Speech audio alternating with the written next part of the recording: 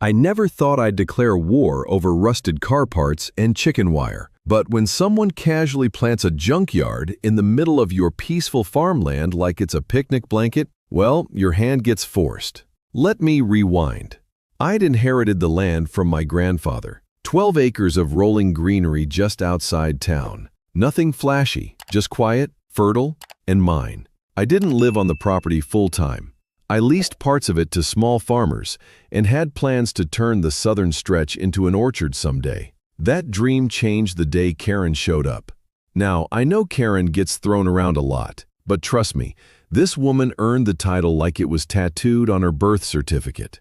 Bleach blonde, always in high heels, like she was strutting down a Paris runway, even when stomping through mud, and a voice so shrill it could shatter glass at 30 feet. She moved into the adjoining property with her second husband, a guy whose personality was about as exciting as a stale cracker. First month, nothing weird. Some polite small talk when our paths crossed. She even brought over a pie once. Store-bought, obviously, with a passive-aggressive note about how nice it is to have neighbors who take some pride in their land. Second month, construction noise. Constant. Backhoes, forklifts, the occasional earth-shattering bang. I figured they were doing renovations, until one weekend I drove by the southern lot and froze. Where my green field used to stretch peacefully toward the horizon, there now stood a junkyard. And I'm not talking a few piles of metal. I'm talking a full-blown scrapyard operation. Stacked tires, twisted fencing, an ocean of rusted car husks, and in the middle of it all, Karen, in a leopard print jacket, shouting into a walkie-talkie like she was leading a NASA launch. It took me 3 seconds to pull over and 5 more to storm across the lot. "Karen," I said, stepping around a refrigerator carcass. She turned, mid-eye roll. "Oh, it's you." My voice was calm, too calm. "You do realize this land is mine, right?" She gave a half laugh. "Honey, please, that field's been empty for years. You weren't using it. I own it." "Well, ownership is such a rigid term," she replied, waving a manicured hand like she was explaining gravity to a toddler. "This side of the fence was just sitting there rotting. I figured you'd be smart enough to let someone put it to use." That's when I realized she hadn't mistaken the boundary. She hadn't been misled by a bad survey. She just didn't care. "Karen," I said slowly, "you built a junkyard on my property. And," she shrugged, "if you have a problem with it, call a lawyer. I'm sure the courts will take years to untangle the paperwork." She was smiling, smirking actually, like she thought I was bluffing, or too dumb to push back. And maybe she would have been right, if I were someone else. But here's the thing.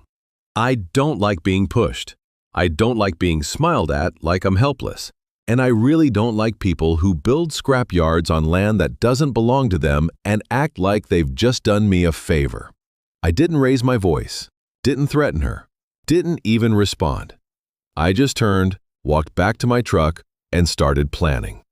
Because Karen didn't realize she'd just declared war. And I don't lose war. People like Karen rely on one thing: laziness. They count on the other guy to avoid the fight or to drown in red tape while they bulldoze forward. Literally in this case. But I grew up in a family where passive wasn't in the vocabulary. My grandfather used to say, "Son, don't yell. Whisper with evidence." So I whispered, loudly. First stop, county clerk's office. I walked in with a coffee and a smile, and walked out with the most glorious weapon of all, documentation. My land boundaries were crystal clear, surveyed, notarized, recorded. The southern stretch, where Karen had established her landfill kingdom, was entirely within my deeded property line. But here's where it got better. She hadn't even pulled permits, no zoning approval, no environmental check, nothing. Just brute ignorance mixed with that signature Karen confidence. So I played it slow. I waited 2 more weeks while she expanded her junk empire. Every day I'd drive by, watching cranes unload rusted engines like some apocalyptic Lego set. She paved a gravel road through the center, started charging tow trucks to dump scrap, even installed a portable toilet, pink of course. The day she installed a crooked handwritten sign that said, "Karen's Quality Junk, We Buy Metal," was the day I struck. Monday morning, I filed 8 official complaints: zoning violations, environmental hazards, illegal business operation, and improper waste storage. I even included photos taken from a drone I borrowed from a friend who owed me a favor. By Thursday, a county inspector arrived on site. He was polite, professional, until he pulled out the map and compared it to what Karen had built. I watched from my truck as she argued with him in stilettos and fury. Her arms flailed, her lips curled into that familiar smug smile, until the man pointed at my name on the land survey and handed her a citation. And another, and another. She got 4 that day, each with a hefty fine. But she wasn't done yet. She doubled down, hauled in more scrap, posted online about jealous neighbors, even threw a barbecue for her workers on my property, complete with music, beer, and a plastic banner that read, "Haters gonna hate." I smiled, because that meant she was now holding events, which added public gathering violations to the mix. I hired a lawyer, not just any lawyer, but one who specialized in property disputes. Guy looked like he walked out of a courtroom drama, silver hair, piercing eyes, and a voice that could make a nun feel guilty. We filed a cease and desist, followed by a civil lawsuit for land encroachment, environmental damage, and illegal commercial use. We included aerial shots, county violations, and a witness list that read like a small-town gossip column. Karen, of course, laughed it off. Publicly. She made TikToks, smug little videos where she spun around in the junkyard and said things like, "Some people..." What she didn't know was that the state had now opened an investigation into hazardous materials. Apparently some of the junk she'd collected included old car batteries, paint cans, and God knows what else, all sitting on top of untreated soil. The cherry on top? My attorney uncovered a little gem. Karen had taken out a loan using her husband's property as collateral, expecting to make a profit off the junkyard, which meant if the yard shut down, she wouldn't just lose face, she'd lose everything. But I wasn't done, not by a long shot. She thought this was just some petty land squabble. What she failed to realize was I wasn't just trying to shut her down, I was going to bury her. The cease and desist hit her desk on a Thursday morning. By Thursday afternoon, she was on my front porch. I opened the door with coffee in hand and a raised eyebrow. She was standing there in full Karen regalia, oversized sunglasses, fake tan 5 shades too orange, a leather purse big enough to smuggle a toddler, and a face twisted into a smirk that thought it was a smile. "You know, most people would just talk to their neighbors," she began. I sipped my coffee. "That's what I thought I did when I told you you were building on my land." She ignored that. "You really think all this legal nonsense is going to work? You're wasting your money. Judges don't care about a little dirt." "Lucky for me, this isn't about dirt," I said. "It's about property rights, zoning law, environmental violations, and the fact that you turned a cow pasture into a Chernobyl tribute act." She laughed, but her laugh cracked halfway through. "It's just a junkyard, sweetie. People need places to dump things. I'm doing the community a service." I leaned against the doorway. "You're doing the community a favor like a skunk does a flower bed." The smirk faltered. "You want me to back off," I continued. "Then move your heap of rust off my land. Until then, keep your sunglasses on. You're going to need the shade." And with that, I closed the door, politely. But that was just the warm-up. The real heat came a week later when the local newspaper ran a front-page story titled, "Unauthorized Junkyard Faces Legal Heat, Environmental Probe." There she was in full color, standing in front of a wall of crushed car doors, looking confused and mildly constipated. The article quoted several neighbors, none of whom had anything nice to say. My favorite line, "It smells like wet regret and battery acid. It used to be peaceful here. Local resident." The story spread fast online, on Facebook, in the local hardware store where old men gather to complain about modern society. Suddenly, Karen wasn't the sassy junkyard queen, she was that woman. Still, she pushed forward. She tried to throw another event, a metal fair, whatever the hell that is, but the fire marshal shut it down before it even started. No emergency exits, no permits, no plan. By now, the fines were stacking up like her tire piles. She tried to pivot, claiming it was an art installation. The county wasn't buying it. Then came the final blow to her smug little empire. See, I'd hired an independent environmental consultant, again through a friend, who ran tests on the soil, the water runoff, and the contents of her inventory.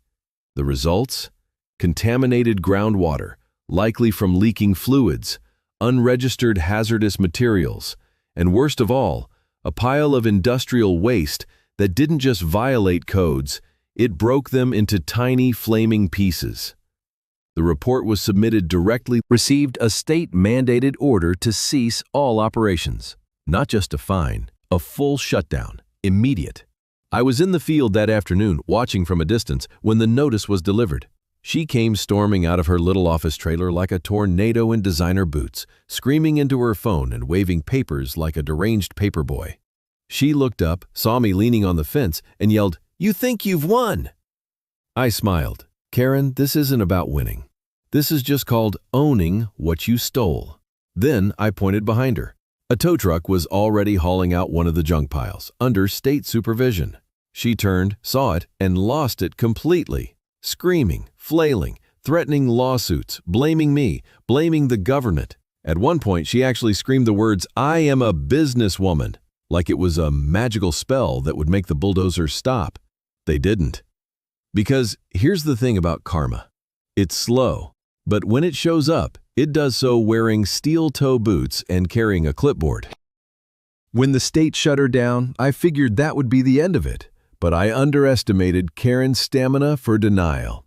Instead of backing off and cutting her losses like any rational person, she went on a victim tour, claimed I was harassing her, that I weaponized the system, that I was a bitter man who couldn't stand to see a woman succeed.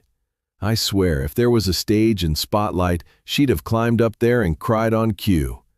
But the beauty of legal revenge is this: facts don't care about theatrics. And the facts? They were stacking up like her code violations. Her husband, let's call him Todd because he looked like a Todd, started cracking under the pressure. Not exactly the most resilient guy, and definitely not the brightest. One afternoon, I ran into him at the gas station. He was hunched over the pump, staring into space like a man questioning every life choice he'd ever made. I offered him a nod. He nodded back, then muttered, "Didn't even know she was building it on the wrong property." I raised an eyebrow. "You're on the deed, Todd. That makes you liable too." His face drained faster than an oil pan at Jiffy Lube. The time has come for personal pressure points. Now, this is where things get surgical. You see, I'd learned that Karen wasn't just financially reckless, she was downright sloppy. She'd been funneling money from a shared account to pay off junk haulers, grease a few palms, and rent heavy machinery under Todd's name. So I did what any calm, collected man would do. I anonymously tipped off their bank. Not with baseless claims. No, I included invoice records she left publicly displayed on her junkyard office door. Her name, Todd's signature, mismatched totals. Enough for a financial audit to make their accountant cry. A week later, I heard through the grapevine, okay, from her cousin who waitresses at the diner, that Todd had frozen their accounts. Now the Queen of Rust couldn't even afford to fix the broken lock on her gate. And the gate wasn't the only thing breaking. Turns out Karen had lied to the loan office too, inflated the value of the junkyard as collateral, claimed she had full legal rights to the land. The moment the bank realized she'd set up an illegal business on property she didn't even own, they called in the loan. She owed tens of thousands, and they wanted it now. Her smug facade, gone. The loud TikToks, silent.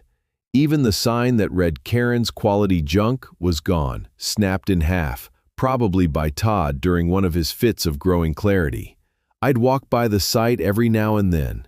The junk sat there like a dying beast, rusting and quiet, slowly picked apart by repo trucks and code enforcement crews. And there she was, Karen, pacing the perimeter like a disgraced empress whose empire was being swallowed inch by inch. One day, she tried to yell across the field again. "You ruined my life," she screamed. I stood there, hands in pockets, wind in my face. "No, Karen, you ruined it. I just held up a mirror." She didn't reply, just stood there, staring. Maybe for the first time in her life, realizing that actions have consequences.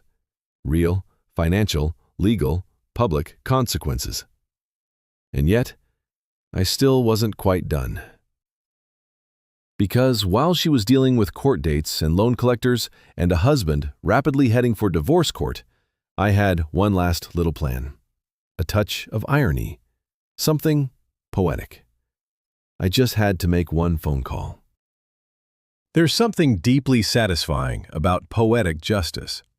Not the flashy kind you see in movies. No car chases, no explosions, no slow-motion walkaways. I'm talking about the quiet, surgical, absolutely inescapable justice that creeps in through the cracks, sets up camp in someone's life, and dismantles it piece by piece. Karen was drowning in it. Her junkyard was shut down, her bank accounts frozen, the state breathing down her neck, and Todd, good old spineless Todd, had finally packed a suitcase and moved in with his brother. I heard he left a sticky note on the fridge that just said, "I can't anymore." Fair. Now, I could have stopped there, walked away with my land cleared, my reputation intact, and my coffee tasting slightly sweeter each morning. But Karen had made one critical mistake. She made it personal. She disrespected me, mocked me, and turned what should have been a fence-line conversation into a declaration of war. So I gave her a finale. Remember that pink Karen's Quality Junk sign? The one she proudly nailed into the ground like it was the gateway to her garbage empire? I bought it from the cleanup crew. Then I had it refurbished, repainted, and reinstalled, right in front of the same gravel path where her empire used to begin. But now, the sign didn't advertise scrap. It simply read, "Private land. No dumping. Violators will be prosecuted. In memory of Karen's Quality Junk." Next to it, I had a community garden planted. Local families came in. Kids helped. We planted apple trees where the tire piles used to rot, built raised beds where twisted metal once lay, turned her monument to greed into a living, blooming contradiction. It became a local attraction. People took pictures with the sign. Some brought folding chairs and watched her try to drive by without bursting a blood vessel. But the real cherry? I bought her actual house, the one she and Todd had flipped and financed beyond their means. When the bank foreclosed, I made a quiet offer through a shell LLC. They accepted. The moment the paperwork cleared, I didn't demolish it or rent it out. I turned it into storage, specifically for old farm equipment. Rusty plows, broken down tractors, hay bales, and right at the edge of the front porch, that same pink porta potty she once installed with pride, now sealed, faded, and sitting there like a throne of bad decisions. Karen moved out of town not long after. Rumor has it she's staying with her sister 3 counties over, selling candles online and blaming everyone but herself. Me? I still visit the garden every Sunday. Not for revenge anymore. That part's done. It's just peaceful now. The land's quiet again. The birds are back. And sometimes, when the wind blows just right, I swear it whispers something through the trees. Ouch! Even karma had to wince. Thank you for being with us. Please share in the comments where you are watching from and whether you liked everything. And see you next time.